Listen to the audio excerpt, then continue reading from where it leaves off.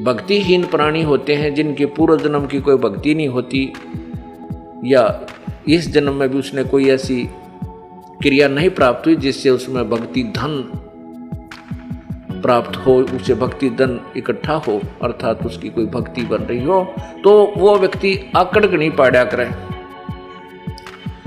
वो झुकता नहीं, वो अभिमानी होता है, ऊंट की तरह ऊपर ने गर्दन करके चलेगा, चौड़ी टांग धरेगा।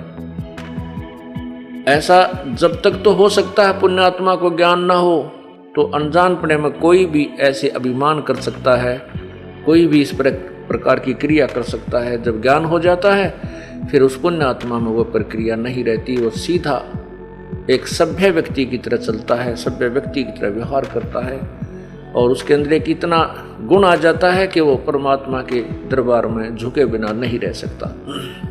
ये उसकी जैसे सरसों होती है, सरसों होती है, जब तक सरसों की फली कच्ची होती है उसकी कीमत नहीं बनती, उसमें दाना नहीं बनता, तो ऊपर को खड़ी रहती है ऐसे।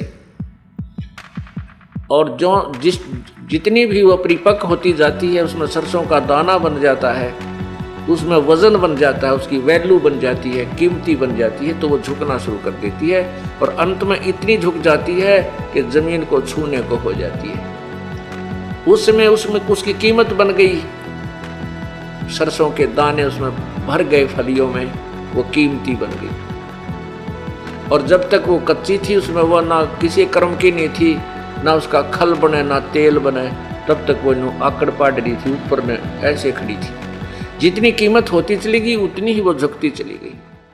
ठीक इसी प्रकार जो पुण्यात्मा पूर्व जन्म की कमाई से परिपक्व भरे हुए हैं, कुछ शेष रह गई थी वो उसमें पार ना हुए, अब सत्संग में आते हैं तो वो झुके बिना रह ही नहीं सकते।